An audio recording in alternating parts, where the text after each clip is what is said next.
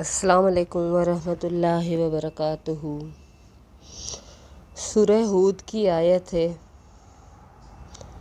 وَلَقَدْ جَاءَتْ رُسُلُنَا إِبْرَاهِيمَ بِالْبُشْرَىٰ قَالُوا سَلَامًا قَالَ سَلَامٌ فَمَا لَبِثَ أَن جَاءَ بِعِجْلٍ حَنِيذٍ فَلَمَّا رَأَىٰ أَيْدِيَهُمْ لَا تَصِلُ إِلَيْهِ نَكِرَهُمْ وَأَوْجَسَ مِنْهُمْ خِيفَةً قالوا لا تخف إنا أرسلنا إلى قوم لوط وامرأته قائمة فضحكت فبشرناها بإسحاق ومن وراء إسحاق يعقوب قالت يا ويلتى أألد وأنا عجوز وهذا بعلي شيخا إن هذا لشيء عجيب قالوا أتعجبين من أمر الله رحمة الله وبركاته عليكم أهل البيت إنه حميد مجيد۔ جب حضرت ابراہیم کے پاس اللہ کے فرشتے آتے ہیں اس کو خوشخبری دینے تو اس کو سلام کرتے ہیں، ابراہیم بھی وعلیکم السلام کہتے ہیں، تو ان کے لیے بھنا ہوا بچڑا لاتے ہیں۔ اس آیت میں ایک تو یہ ہمیں پتہ چلتا ہے کہ مہمان نوازی کس قدر اہم ہے۔ یہاں لکھا ہوا ہے کہ ابراہیم ذرا دیر بھی نہیں ٹھہرے اور جا کے انہوں نے مہمان نوازی کی تیاری کی۔ تو جب دیکھا کہ ان کے ہاتھ کھانے کی طرف نہیں بڑھ رہے تھے تو وہ دل میں تھوڑا خوف محسوس کرنے لگے، کیونکہ اس زمانے میں اگر مہمان آپ کا کھانا نہیں کھاتے تو وہ دشمن ہوتے ہیں یا دشمن تصور کیے جاتے ہیں۔ تو فرشتوں نے کہا قالوا لا تخف انا ارسلنا الی قوم لوط کہ تم نہ ڈرو، ہم قوم لوط کی طرف عذاب لے کر آئے ہیں۔ یہ تو ایک بات مہمان نوازی کے حوالے سے کی گئی تھی۔ میرا اصل موضوع ہے کہ ان کی بیوی وامرأتہ ان کی بیوی قائمۃ وہاں کھڑی تھی، فضحکت تو وہ ہنس پڑی۔ کیوں ہنسی وہ؟ فبشرناہ باسحاق ومن وراء اسحاق یعقوب، فرشتوں نے حضرت ابراہیم کو خوشخبری دی علیہ الصلوۃ والسلام اسحاق کی، تو وہ ہنس پڑی۔ یہ اس کے ہنسنے کی وجہ تھی۔ آج کے دور میں بھی اگر کوئی ایسا انسان ہو جو بہت بوڑھا ہو چکا ہو، اس کی بیوی بانجھ ہو اور اس کو کہا جائے کہ تمہارے یہاں بچہ ہوگا تو ظاہر ہے اس کو بھی ہنسی آ جائے گی۔ تو کہنے لگی قالت یا ویلتى أألد وأنا عجوز وهذا بعلی شیخا، ہائے افسوس، حیرت کی بات ہے، مجھے بچہ ہوگا، میں تو بانجھ ہوں اور یہ میرا بالی شیخن بہت بوڑھا ہے، میرا شوہر بہت بزرگ ہو گیا ہے۔ ان ھذا لشیء عجیب، یہ تو بڑی ہی عجیب سی بات آپ لوگ ہمیں بتا رہے ہیں۔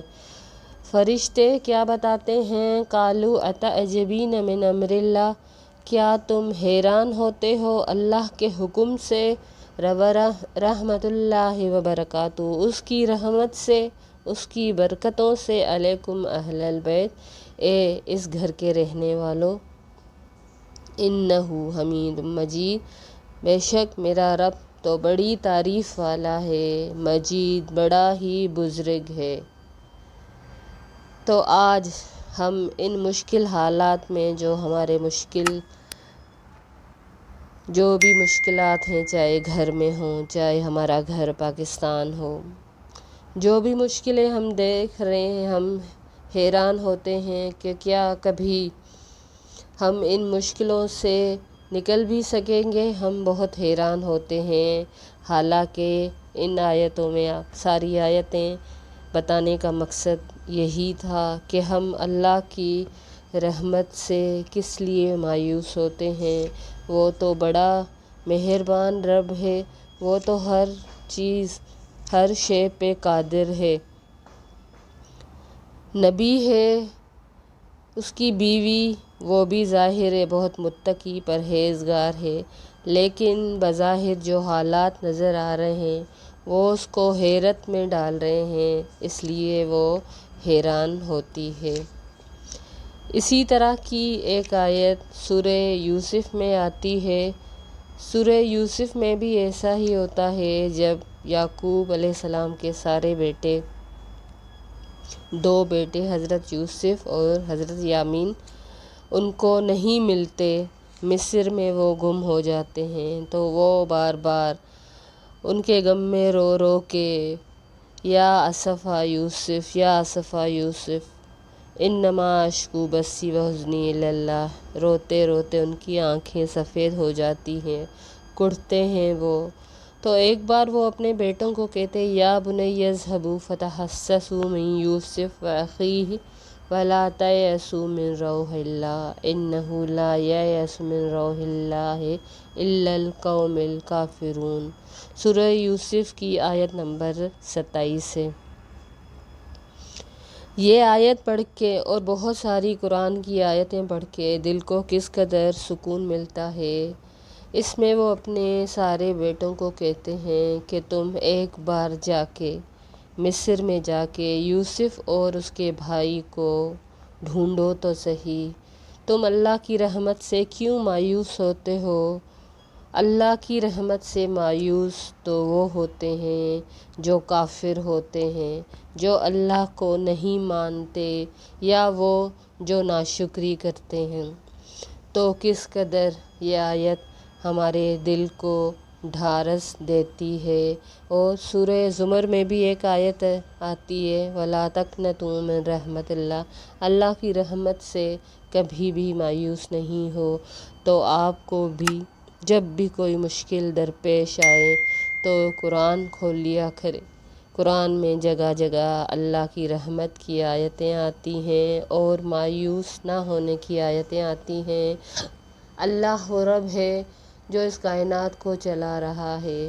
یہ مشکلات، یہ مصیبتیں صرف ہماری آزمائش ہیں، ہماری آزمائش ہیں کہ ہم کس قدر صبر کرتے ہیں، اور صبر کر کے ہم بہت بڑا اجر حاصل کرتے ہیں، کیونکہ اللہ نے ہی قرآن میں فرمایا وَبَشِّرِ الصَّابِرِينَ کہ صبر کرنے والوں کے لیے بہت بڑی